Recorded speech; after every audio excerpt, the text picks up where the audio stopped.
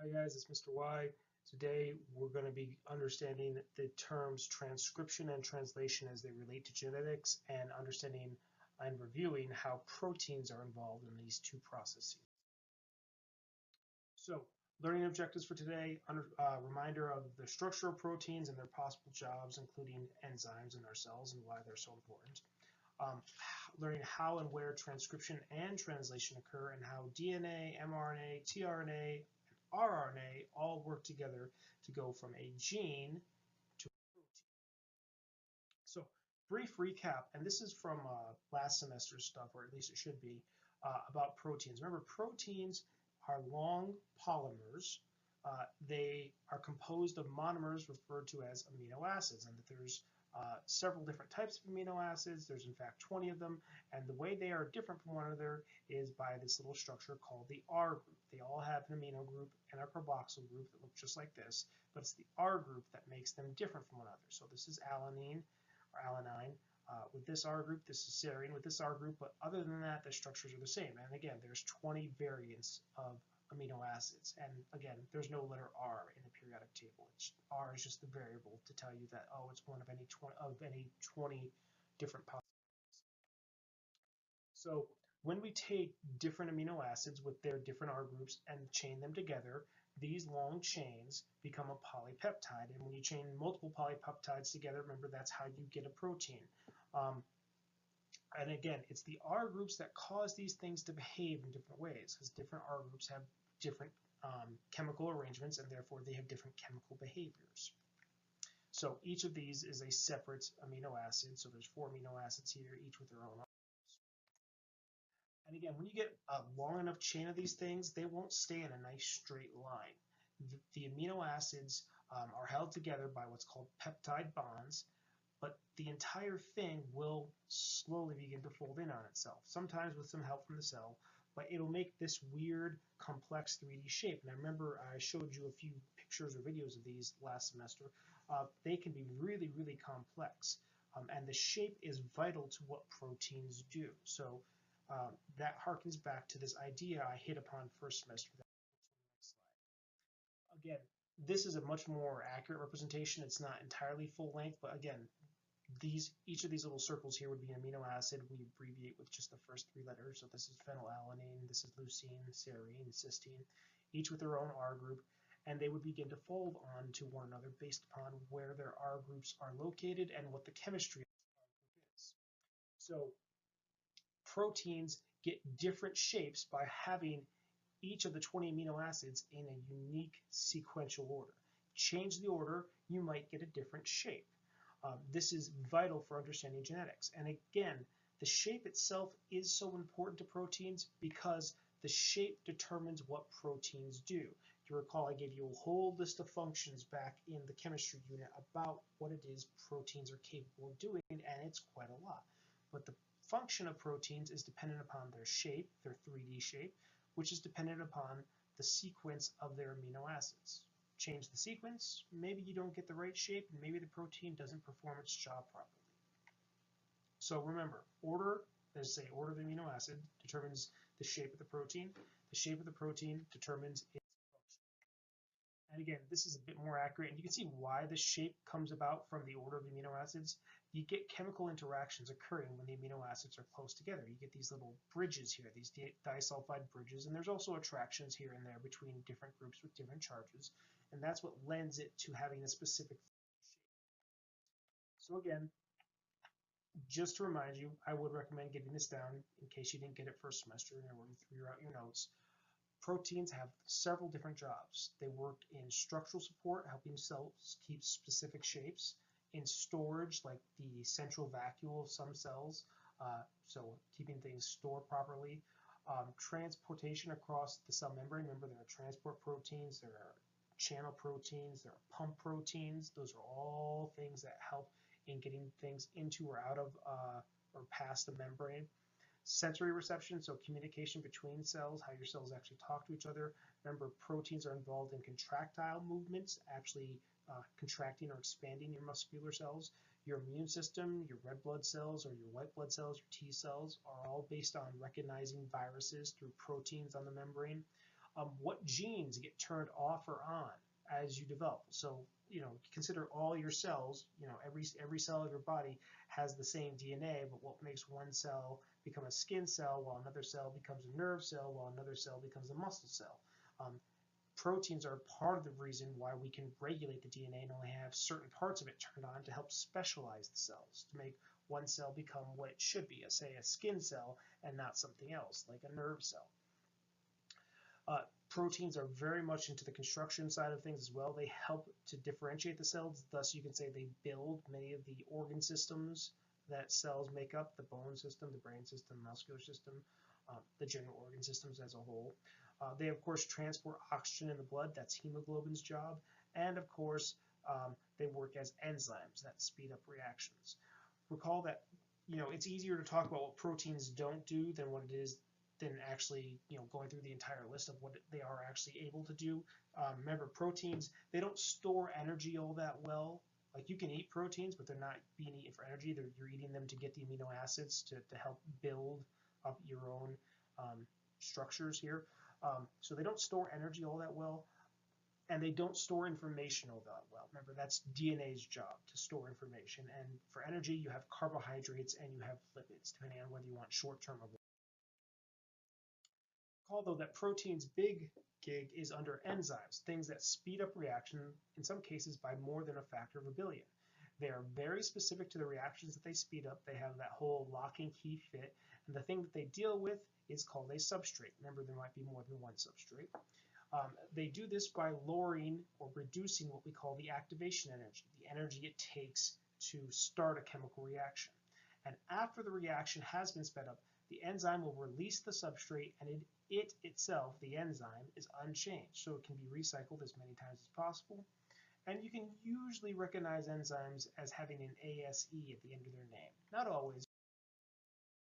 Remember that enzymes are very specific with what they call their active site to whatever substrate they work with. If the substrate is not the correct shape, it won't do anything with it.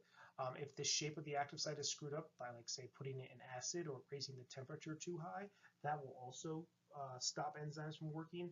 And again, whatever they're dealing with, whether it's a single item or multiple items, is referred to as a substrate. So sometimes they're taking things apart, sometimes they're putting things together, sometimes they're just modifying chemical reactions. That would occur naturally, it's just they're happening a lot faster with the help of an enzyme. And again, the enzyme itself remains unchanged after the reaction is done, so it can do that same reaction again and again and again. This is another example of why the 3D shape in enzymes is so important. You need to have the active site matched to the specific substrate. If it doesn't match, the reaction won't be sped up, and then maybe some important reaction for the cell doesn't happen, and the cell might. Now, relating this back to our current unit of genetics. Remember that a gene is just a segment of DNA that codes for building a specific protein. So make sure you get this down.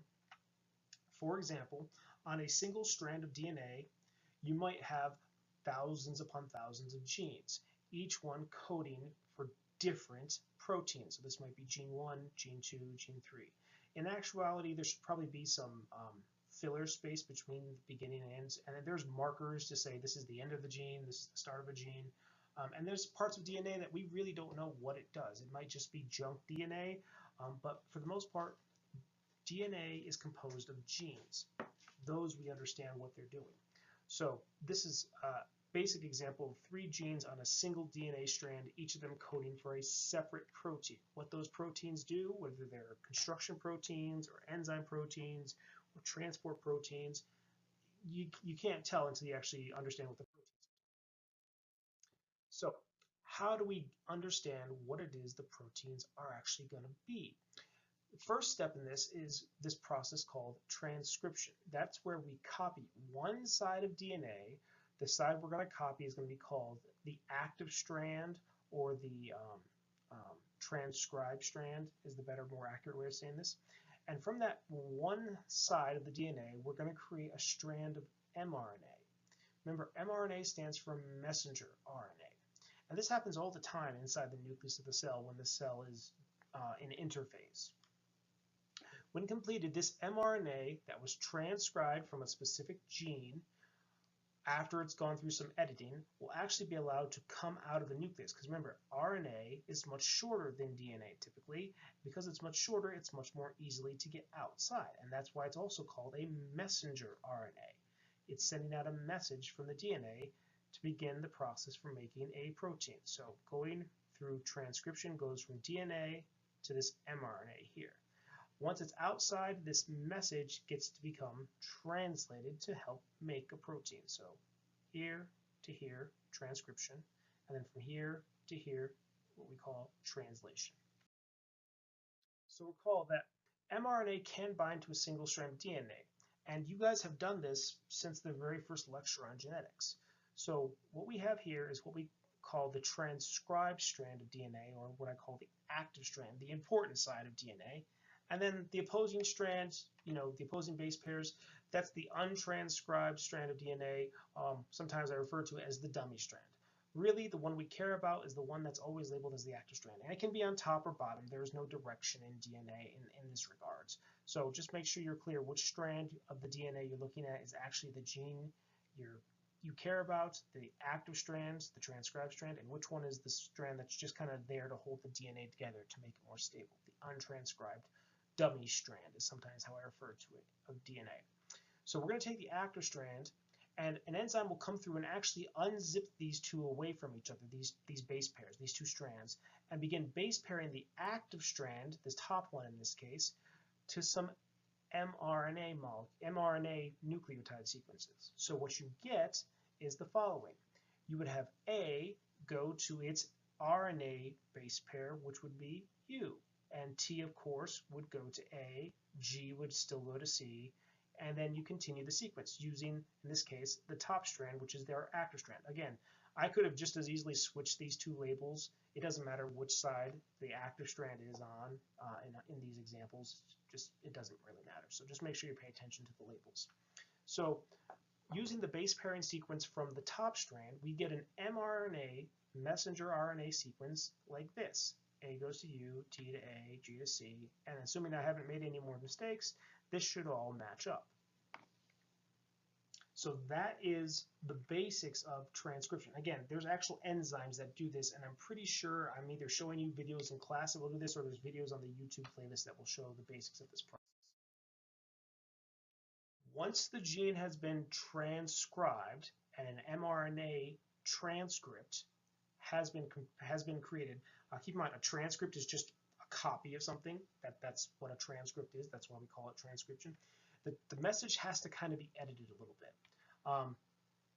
In most cells that you're familiar with, what we call eukaryotic cells, animal cells, plant cells, fungal cells, and protocells, this process occurs before the mRNA can leave the nucleus. It has to have this little editing process.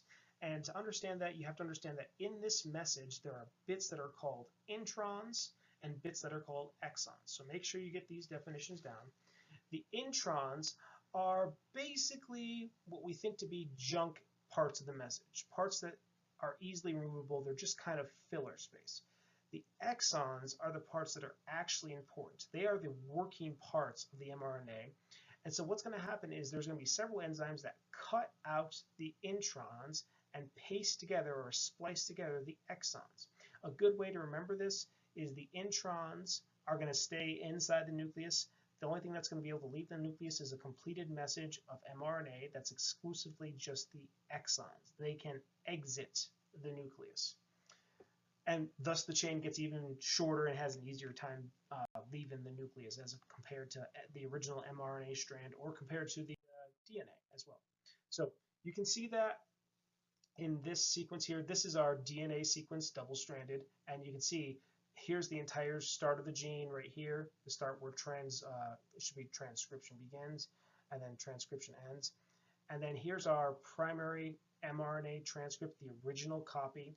And then these long bits here in the lighter color here and here, those are the introns. They're going to get cut out by certain enzymes, and all you're going to be left with are these exons. So exon 1, 2, and 3 being spliced together, and that is the fully edited, processed message that will leave the nucleus and go outside to be used by other members. This is just another picture of the same thing from a high school level textbook. So here's the original DNA, again double-stranded, so they've made it thicker. Here is the original mRNA copy, the A's to U's, G's to C's. And again, it's copied everything, all the exons and intron parts, but you have to get rid of the introns because that's just junk, basically. And you splice together the exons, and you get a much shorter message, and that will be sent out of the nucleus. So not only do we have a shorter message just because of the fact we're copying only one section of DNA, but then we make it even shorter by doing that whole editing out the introns, which stay inside the nucleus, and we send out the exons, which can exit the nucleus. And that will be used to make a protein that we'll go into in just the next step. So make sure you're okay with this idea of going from DNA to RNA. Hopefully it's easy and a piece of cake for you now, but there should be some video clips either further on the playlist or perhaps in the description that show the animations of this whole process. So make sure you go look at those and watch how it actually occurs in motion. After the mRNA has been processed and leaves the nucleus, transcription is over, and now translation can begin. This is where we take that edited message, the mRNA, from transcription, and we use it to create a chain of amino acids. Remember, it's amino acids that make up proteins. Now, this process is going to require 3 different types of RNA. Messenger RNA, the original message, tRNA, and a unique type that I may not have mentioned before, rRNA, or what we call ribosomes.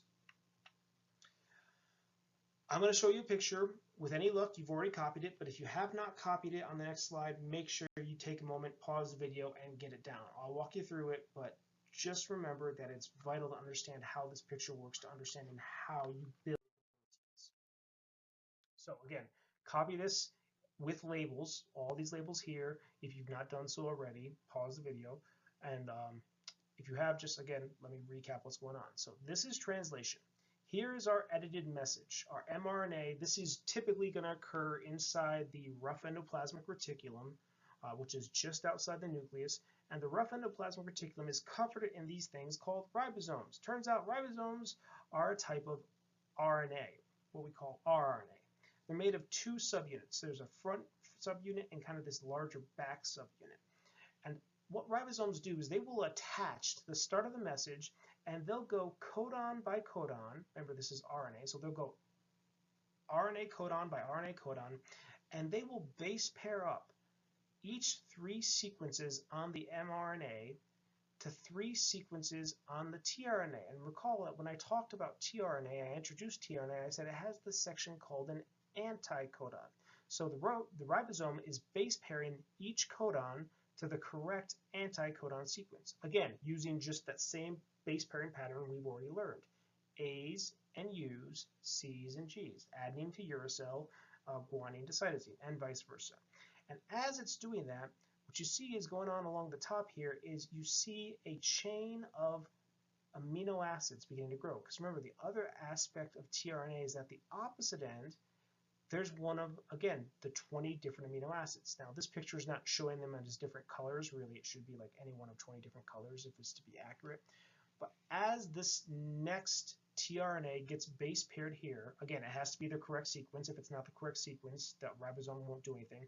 The ribosome will move down, and this whole chain of amino acids will bounce over here and gain this one. And then, assuming this is the correct sequence that matches up to the next one, this codon to anticodon sequence is correct, the chain bounces over again and it gains another amino acid. And so this chain continues to grow longer and longer as the ribosome moves down the mRNA message system. Again, this is typically happening in the endoplasmic reticulum, and there can be multiple ribosomes all at different points along this message. So there could be one here kind of towards the end and one way at the beginning and one kind of in the middle, all making the same sequence of amino acids from that same message. But it's all based upon the base pairing and using tRNA to match up to RNA. Because again, the sequence here, the 3-letter sequence here, is specific to which amino acid you get, and I'll explain how that works. So this table here is what we refer to as the genetic code. Now, there's 2 different types of versions of this system. There's this circular version, and I'll show you a second version that's more square styled in a moment. But both versions operate the same way. They are both set up to read for what we call the mRNA codon. So you got to look at the mRNA sequence to make any sense of this. You can't use the tRNA anticodon sequence.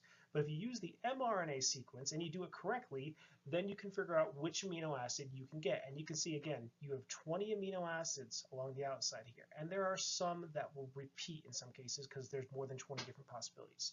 So for instance, if you had an mRNA sequence that read as AGU, what you do is start from the center and you first go to letter A, then to letter G, then to letter U, and the amino acid you would get in that case would be serine. Now note that AGU gives you serine, but so does AGC. There's a redundancy built in. This is actually a defense system against mutations. So if a mutation occurs on the last nucleotide of a codon sequence, there's a decent chance it may have no effect at all. So like ACG here is threonine, ACA is threonine, ACC is threonine. So if the mutation occurs here, there's really no chance you can change the amino acid. But if you, of course, if you mutate the first letter, if you go from ACG to UCG, well then there's a chance you can change the amino acid and you might end up screwing up the protein shape because the sequence of amino acids is out of order.